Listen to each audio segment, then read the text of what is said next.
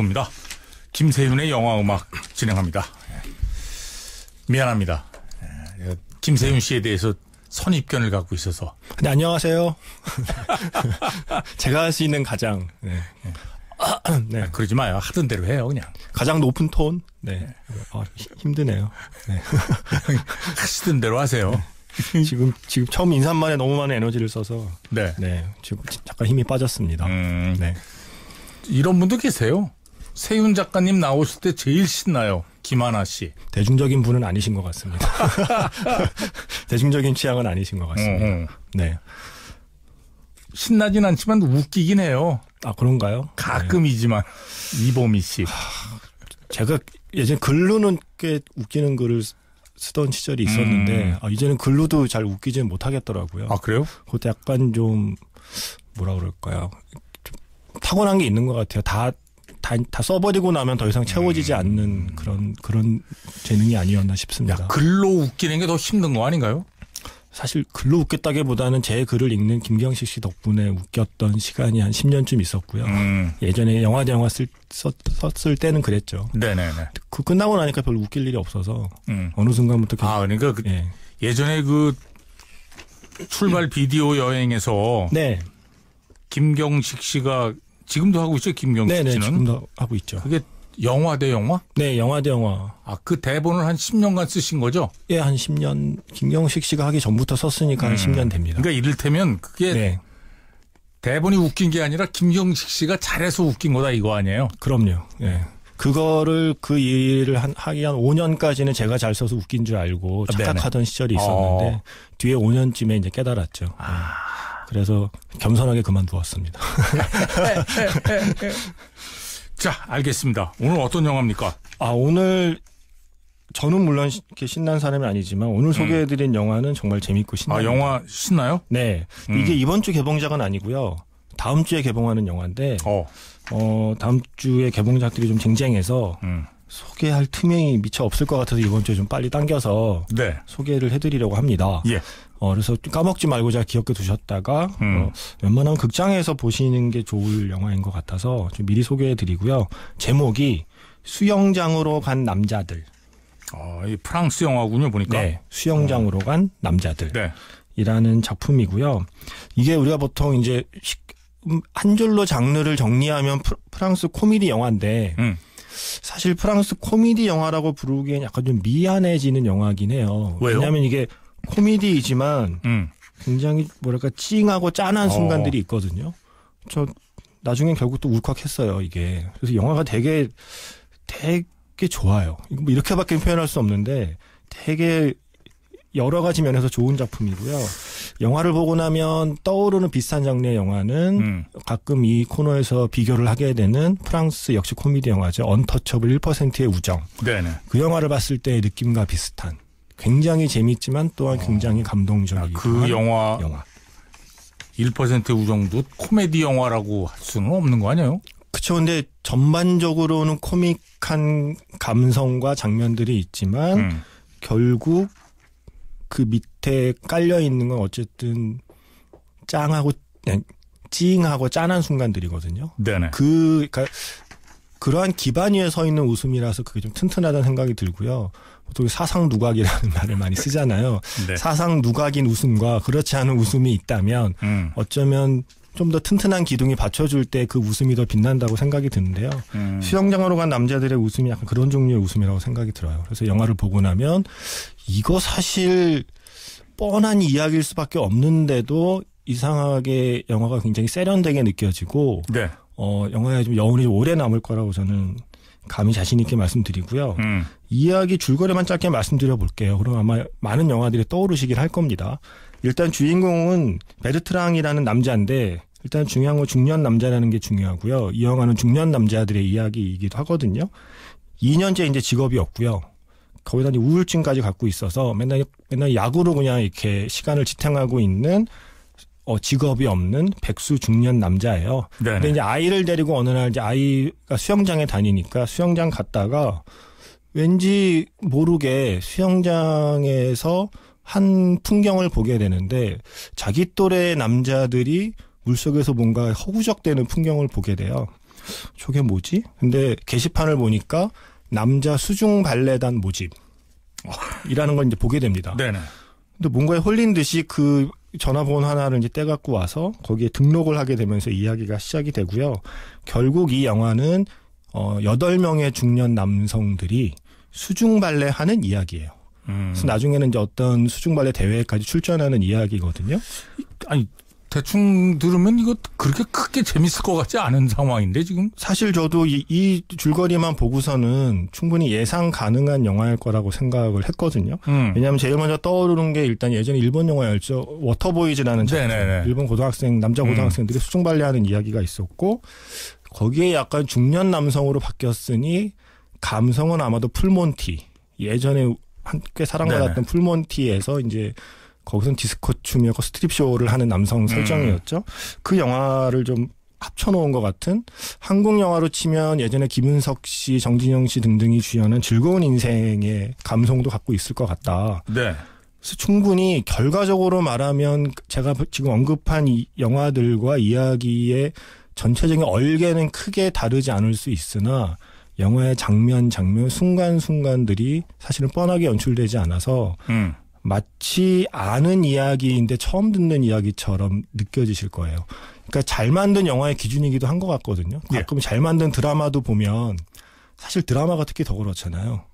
사실 비슷한 이야기인데 그리고 아는 이야기를 내가 본다고 느끼면서도 어느 순간 왠지 처음 보는 이야기처럼 착각이 들 때가 있거든요. 히트곡이 그래요. 그렇죠. 노래도 그렇죠. 예. 이 음악 어디서 들었던 것 같은데 그만큼 친숙하게 들리는 거죠. 그러니까 처음 듣는데. 네. 그래서 폴 맥카트니가 예스터데이를 그 불후의 명곡 예스터데이를 작곡했는데 아무리 생각해도 이거 내가 만들긴 했는데 꿈속에서 멜로디가 들려서 만들었는데 이거 어디 다른 노래 분명히 표절한 것 같아서 친구들한테 막 들려줬다잖아요. 야 이거 어디서 들어보지 않았니? 그래서 이 영화를 만든 질 르루시 감독도 사람들이 이 영화 얘기를 듣고 처음에 준비한다고 그랬을 때 풀몬티 얘기를 하길래 자기도 어렴풋이 예전에 풀몬티를 일부를 본 것 같긴 한데 그 얘기를 들으니까 더더욱 풀몬티를 봐서는 안 되겠다는 생각이 들더래요. 혹여라도 자기도 모르게 똑같이 따라하게 될까 봐. 그래서 그리고 약간 오기가 생겼답니다. 풀몬티와 비슷하게 들리지만 풀몬티랑 전혀 다른 영화를 만들어내겠어. 근데 본인의 오기대로 영화를 만들어냈고요. 영화를 보고 나서 생각해봤어요. 이게 그 뻔한 스토리라인 같은데 왜 뻔하지 않았을까. 근데 약간의 신의 한 수라고 그러죠. 약간의 이 감독의 선택이 작은 선택이 영화를 크게 좀 바꿔놓은 게 있거든요. 첫 번째는 그런 영화들을 보면 대체로 이야기의 한 3분의 1이나 절반까지는 어떻게 전개가 되냐면 그런 팀을 결성하는 과정이거든요. 그렇죠. 보통 1명, 2명이 뭐 이렇게 의기투합을 하다가 한 명 팀원들이 들어오고 그들 각자의 사연이 이제 그들이 어쩌다가 가령 수중발레라고 하면 그들이 어쩌다가 수중발레를 하게 되었는가의 사연이 사실은 영화의 절반까지를 대부분 구성을 해요. 그러니까 팀을 만들어가는 과정이 영화의 절반이고 나머지 절반 정도는 훈련하고 대회 나가는 이야기일 텐데 이 영화를 가만히 생각해 보니까 그 과정이 생략되어 있어요. 과정이 없어요? 그러니까 이미 이 주인공이 그 팀에 합류할 때 이미 그 팀은 꾸려져 있는 거잖아요. 거기 있는 그 사람들이 어떤 이유로 수중발레를 했는가는 굳이 자세하게 설명하지 않습니다. 그냥 원래 그들은 수중발레를 하고 있고 그냥 이 주인공이 합류해서 그들이 계속 같이 수중발레를 하는 설정으로 끌고 가요. 그러니까 이게 왜 그 차이점이냐면 영화가 끝나고 나면 수중발레가 아니어도 상관없는 이야기인 거죠.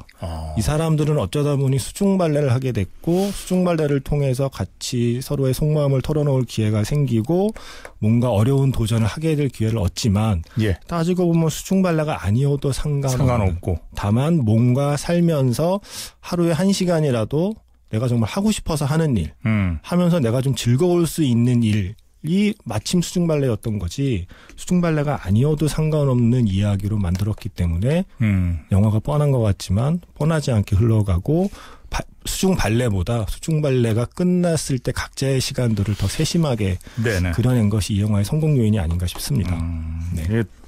얘기만 들어봐도 이분들의 이 모인 사람들의 일상은 참 내세울 만하지 않을 것 같다는 생각이 들어요. 근데 그거를 이렇게 비참하게만 그리지도 않고 너무 또 궁상맞게만도 또 그리진 않아요. 네. 그냥 그들 각자의 이유, 그들 각자의 삶에 그럴 만한 이유가 있다는 전제 하에 그냥 어떻게 보면 약간 쿨하게 그들의 일상을 묘사하고 그들이 수중발레하는 과정을 차근차근 따라갑니다. 근데 재밌습니다. 저는 예전 70년대 60년대 말 70년대 막 이런 때 프랑스 코미디 영화들 이렇게 재밌었는데 그때는 프랑스 영화가 굉장히 많이 상영됐어요, 우리나라에서. 저는 근데 80년대 그때 이제 주로 영화를 보게 되니까요. 8, 90년대 프랑스 영화가 약간 힘들 때가 많았거든요. 그렇죠. 프랑스 코미디 영화.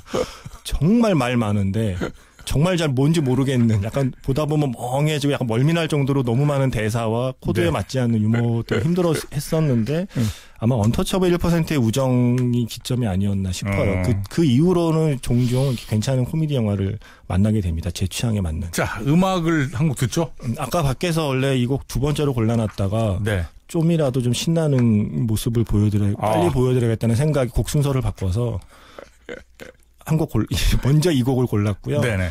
영화에는 80년대 곡들이 많이 나와요. 80년대 음악들이 많이 나오는군요. 그중에 한 곡이고 역시 뭐 훈련할 때 흐르는 곡이고요. 올리비아 뉴튼 존의 피지컬. 네. 오랜만에 들으니 반갑더라고요. 신나네요. 네. 자, 올리비아 뉴튼 존 피지컬.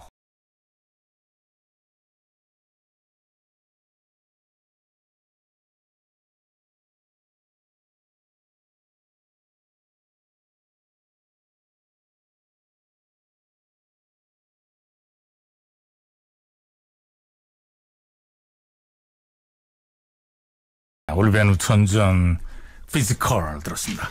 네, 이 미니에 보니까 냄비 위에 바비타 파와 네. 웬일이니 파리똥 파가 지금 주장을 하고 있는데 저는 어릴 때 웬일이니 파리똥으로 이거를 알고 있었거든요. 냄비 위에 바비타 아니고 이게 약간 동네마다 다른가요? 저희 동네에서는 웬일이니 파리똥이었거든요. 아, 그렇습니까? 네, 근데 냄비 위에 바비타도 꽤 많네요.